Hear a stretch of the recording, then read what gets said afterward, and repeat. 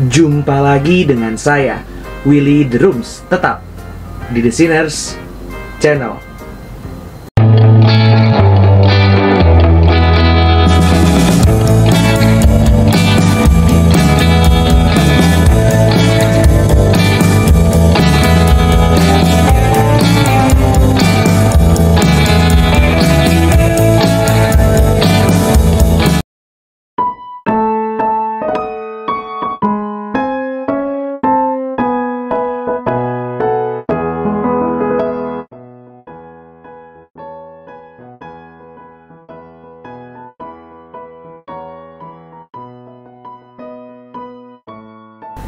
Apakah peran filsafat dalam teologi?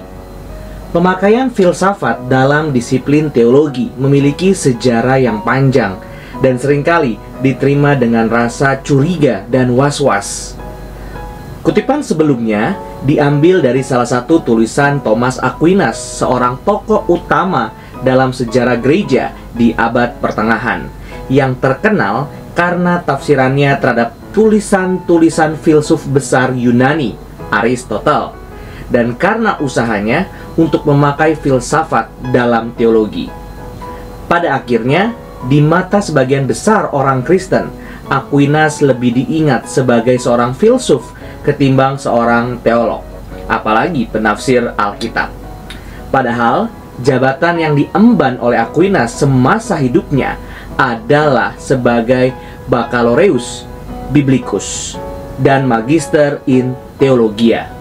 Khususnya di kalangan kaum Injili, Aquinas memiliki reputasi yang kurang baik karena dianggap telah mencemari kemurnian Injil atau teologi Kristen dengan racun pemikiran manusia atau filsafat. Kebalikan dari kesimpulan Aquinas sendiri sebagaimana yang ia ungkapkan dalam kutipan sebelumnya, Aquinas justru sering dipakai sebagai contoh tentang bentuk penculikan teologi Kristen ke dalam ranah filsafat yang asing bagi Injil. Aquinas sebenarnya tidak sendiri dalam hal ini.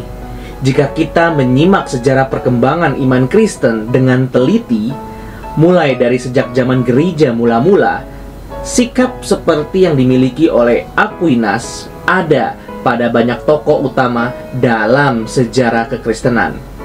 Mereka melihat nilai penting filsafat, tetapi juga sekaligus keterbatasan filsafat. Ada banyak pemikir dalam dunia kekristenan yang dengan bijaksana dan dengan tetap setia pada Alkitab memakai filsafat dalam mengembangkan teologi Kristen. Justin Martyr tahun 103-165 misalnya adalah seorang filsuf sekuler sebelum ia bertobat menjadi Kristen dan tetap memakai filsafat yang telah dipelajarinya untuk menyebarkan iman Kristen sesudah ia bertobat menjadi Kristen. Clement dari Alexandria 115-250 bahkan menyebut teologi Kristen sebagai the true philosophy. Agustinus tahun 354-430 menemukan atau ditemukan oleh kebenaran yang sejati di dalam teologi Kristen melalui jalur filsafat. Sepanjang karirnya, Agustinus tetap memakai filsafat dengan cerdik dan bijaksana untuk mengembangkan teologi Kristen. Di dalam video saya kali ini, lewat pengamatan terhadap dua tokoh dalam sejarah gereja, saya ingin mengajak pendengar untuk mempelajari kaitan dan peran filsafat dalam teologi. Video ini bermaksud untuk membandingkan pemakaian filsafat oleh Thomas Aquinas dan oleh John Calvin. Video ini juga bertujuan untuk menjawab kesalahpahaman umum terhadap kedua tokoh ini. Yang pertama, Aquinas sering dianggap telah mencemari teologi Kristen dengan filsafat. Yang kedua, John Calvin seringkali diabaikan dalam diskusi tentang peran filsafat dalam teologi. Kedua asumsi ini perlu diluruskan dengan tujuan untuk mempelajari dengan benar warisan pemikiran Kristen tentang kaitan antara filsafat dan teologi.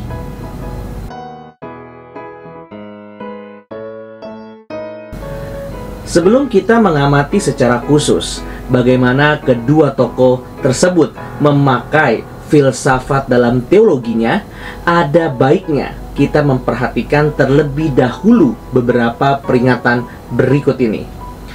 Peringatan pertama yang sudah menjadi klasik adalah pertanyaan retorik dari Bapak Gereja abad kedua, Tertullianus, yang berbunyi, apakah urusan Athena dengan Yerusalem?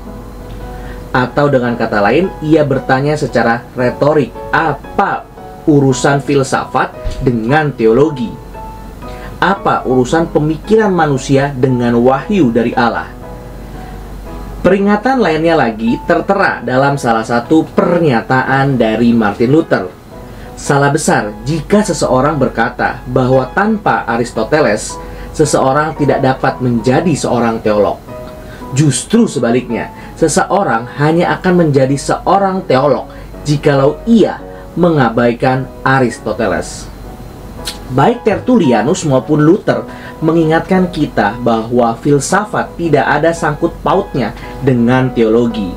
Adalah lebih baik, menurut pernyataan Luther, kalau seseorang berteologi tanpa filsafat. Dalam hal ini khususnya filsafatnya Aristotle. Itu adalah peringatan mereka. Tetapi, apa sebenarnya pengertian peringatan tersebut? Keduanya, baik Tertullianus maupun Luther sendiri, dalam praktiknya tidak membuang filsafat sama sekali. Pemikiran filsafat Tertullianus tentang persona dan substantia akan terus melekat dan abadi dalam doktrin Kristologi dan Allah Tritunggal. Martin Luther sendiri, walaupun mengkritik filsafat Aristotle dengan sangat keras, tidak menolak logika dan teori retorika dalam tulisan-tulisan Aristotle dan tetap memakai teori kausalitas dari filsafat Aristotle dalam teologinya.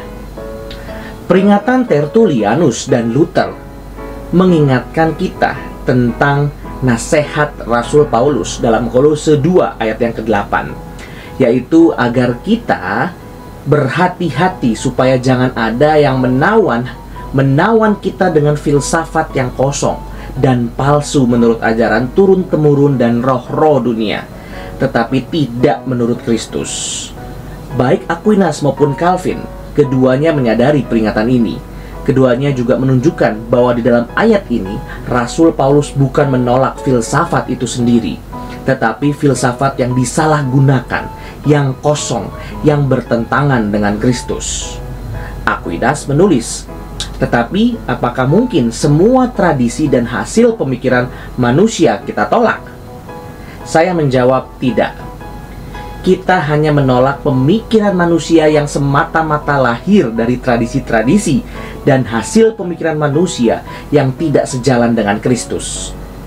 3 abad sesudah Aquinas, John Calvin menulis, karena banyak orang salah mengerti dengan menganggap bahwa di dalam ayat ini Rasul Paulus menolak filsafat sama sekali, kita harus menjelaskan apa yang ia maksud dengan istilah yang ia pakai.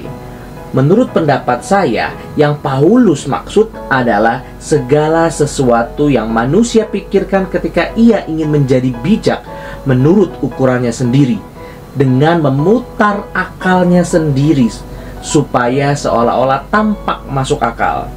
Namun demikian, mari kita mengingat, melalui istilah filsafat, Paulus hanyalah mengutuk semua ajaran palsu yang lahir dari pikiran manusia, apapun bentuknya. John Calvin menambahkan bahwa filsafat hanyalah sebuah persuasif speech yang menarik pikiran manusia dengan argumen yang elegan dan masuk di akal. Dengan kata lain, bagi John Calvin, filsafat adalah sebuah disiplin ilmu yang netral, yang bisa dipakai untuk tujuan yang mulia atau tujuan yang salah. Calvin sedikit berbeda dengan Aquinas dalam menjelaskan tentang arti menurut roh-roh dunia, walaupun kedua penjelasan mereka dapat saling melengkapi. Menurut John Calvin, frase menurut roh-roh dunia menunjuk kepada segala macam bentuk tradisi manusia yang kosong, seperti penekanan yang berlebihan pada kepentingan sunat. Aquinas menyadari tafsiran semacam tersebut. Ia bahkan berkata bahwa frase ini mungkin saja diartikan sebagai nasihat Paulus agar jemaat Kolose menghindari ajaran-ajaran yang lahir dari berbagai bentuk penyembahan berhala, seperti tradisi menyembah dewa Jupiter.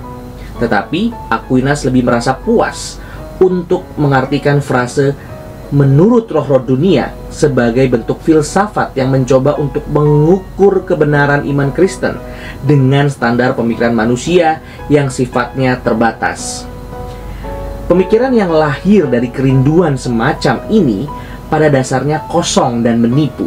Dengan kata lain, melalui ayat ini, baik Aquinas maupun Calvin mengakui bahwa ada filsafat-filsafat tertentu yang palsu, bahkan yang jahat, yang harus diwaspadai karena kosong dan menipu dan bertentangan dengan iman Kristen. Tetapi bukan semua filsafat seperti itu.